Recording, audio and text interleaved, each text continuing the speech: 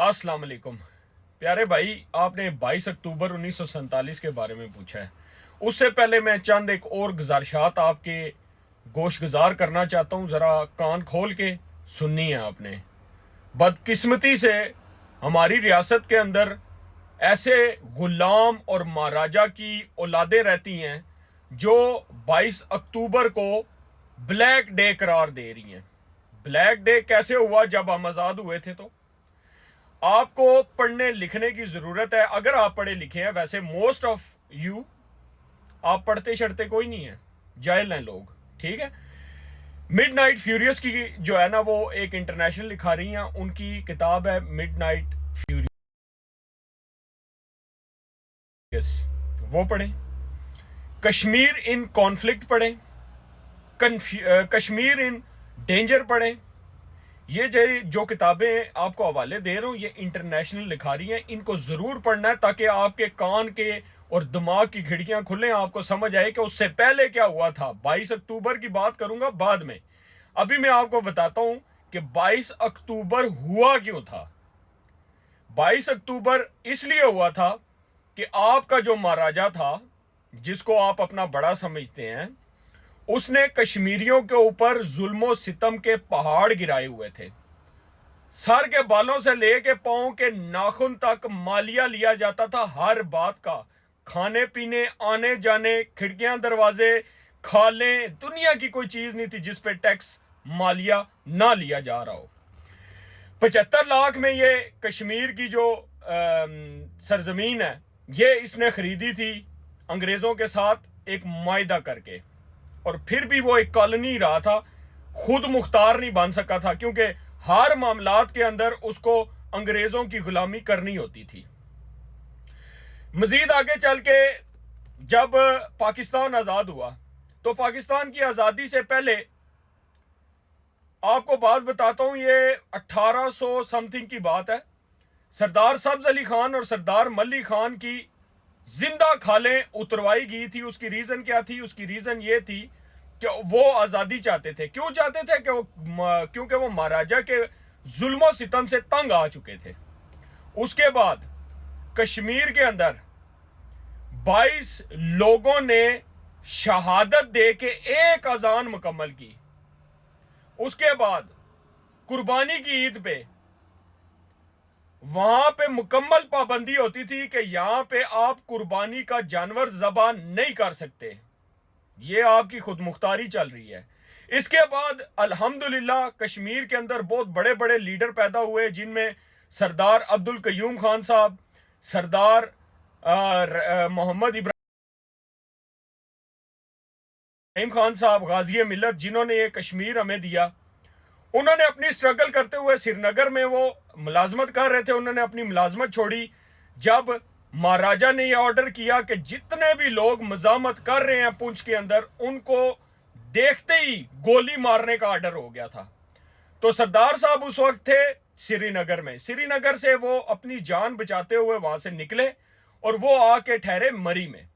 मरी से उन्होंने पाकिस्तान आर्मी के साथ अपना बातचीत की कि हमें आपकी मदद की जरूरत है। जब वो रावलपिंडी में थे तो रावलपिंडी में उनकी कर्नल अकबर से मुलाकात हुई और उन्होंने उनको बताया कि हमें गोलियां और असला चाहिए और कुछ रजाकार जो ट्रेंड हों पहले से, वो आप हमें दें। अब ये गोलियां और असला पहुंचाना भी एक बहुत बड़ा अमल था, और ये मैं हवाई बातें नहीं कर रहा, सारी इंटरनेशनल राइटर्स की किताबों में लिखी हुई हैं। तो उन्होंने वहां से जो अपना था, क्या कहते हैं, भेड़ की खालें, उनके साथ उनके अंदर ये असला खोल के डाल के और उसके साथ गोलियां डाल के वहां से कश्मीर के अंदर भेजी।